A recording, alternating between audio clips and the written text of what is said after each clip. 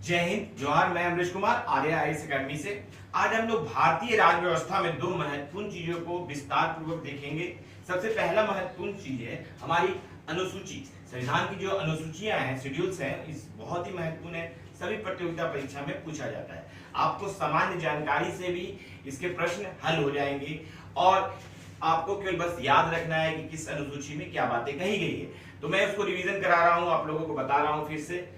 पहला अनुसूची जो है उसमें भारत एवं केंद्र शासित प्रदेश के बारे में बताया गया है। कितने भारत में राज्य हैं, कितने जो है केंद्र शासित प्रदेश है। भारत को इंडिया भारत कहा जाता है। ये सब बातें हैं जो कि भारत और उसके केंद्र शासित प्रदेश, भारत एक संघ के रूप में जो है उसके लिए उल्लेख किया गया है।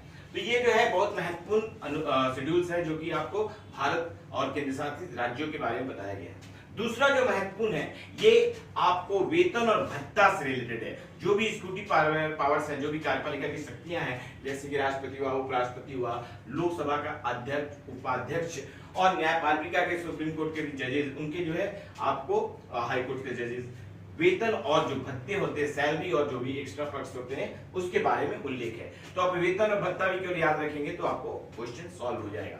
तीसरा जो है, सभी जो विधायिका के जो सदस्य हैं, वो चाहे लोकसभा के हो या राज्यसभा के हो या विधानसभा के, उनका जो मंत्री, सांसद, विधायक का शपथ यानी ओथ है, जो शपथ लेते हैं, उनके बारे में उल्लेख है। चौथा जो है आपको महत्वपूर्ण चीजें हैं, राज्यसभा।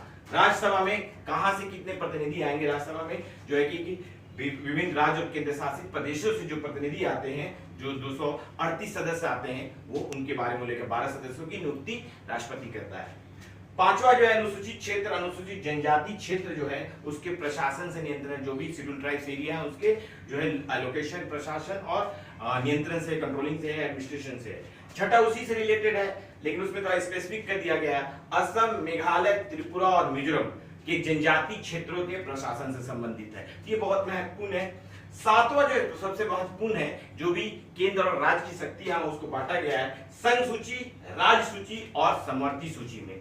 संघ सूची, राज्य सूची और समवर्ती सूची में जो विषय होते हैं, संघ में आपको जो है कि सेंटर है, लोकसभा राज्यसभा कानून बनाता है, राज्यों में राज्य सूची में जो है कि राज्य बनाते हैं और समवर्ती सूची में दोनों बना सकते हैं। आठवां जो है भाषाएं हैं, जो हमारे लैंग्वेजेस हैं, ये भी 22 भाषा हो गया है, इसको आप ध्यान रखिएगा। तो ये 8 जो है अनुसूचियां संविधान के जो स्थापना हुई थी, संविधान जो बना था उसके जो एक्सेप्ट किए थे उस समय 8 ही अनुसूची थी। उसके बाद संशोधन हुए। पहला संशोधन 1951 में जो हुआ, उससे जो है भूमि सुधार अधिनियम, भूमि सुधार संबंधी जो अधिनियम आए, एक्ट आए, वो जो है आपको नवा अनुसूची बोला गया। 1951 में पहला संशोधन हुआ था। जो फिर आपको 10वां जो है जो अनुसूची है, ये 52वां 52 संविधान संशोधन से 1985 में दल बदल कानून आया गया, एंटी डिफेक्शन लॉ आया, जो कि दल बदल करते थे सांसद और विधायक, उसको रोकने के लिए दल बदल कानून आया। ये बहुत महत्वपूर्ण है।